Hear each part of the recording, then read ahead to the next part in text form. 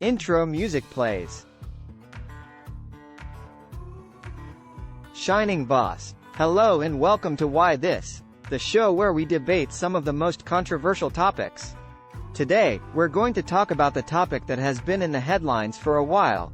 Why do gaming companies promote sexual content or inappropriate content through games, and what impact should they face on such games?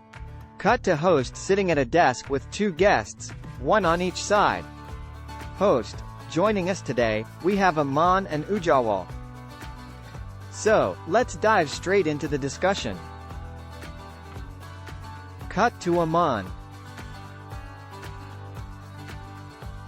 Aman, I believe that gaming companies promote sexual or inappropriate content in their games to appeal to their target audience.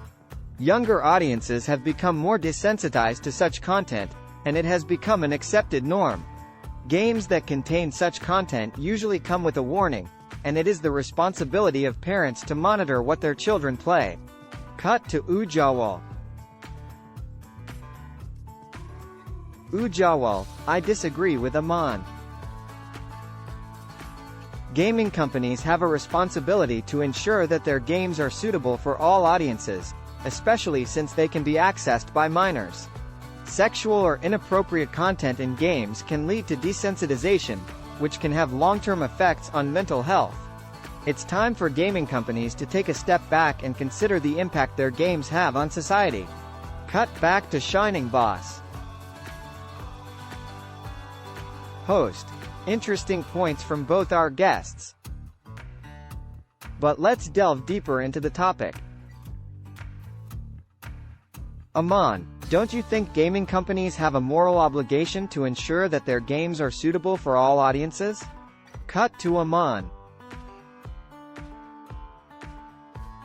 Aman, yes, they do have a moral obligation, but it is not their responsibility to ensure that children don't play games with such content.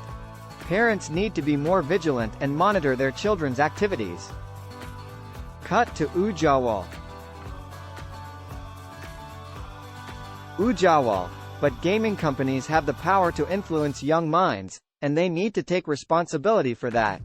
Children spend a lot of time playing games, and it's time for gaming companies to take a step back and consider the impact their games have on society. Cut back to Shining Boss. Host. Aman, what do you think about the impact such games have on society? Cut to Aman. Aman, games with sexual or inappropriate content have become a norm in society, and it's up to individuals to decide what they want to play. Gaming companies should not be held responsible for the choices individuals make. Cut back to Shining Boss.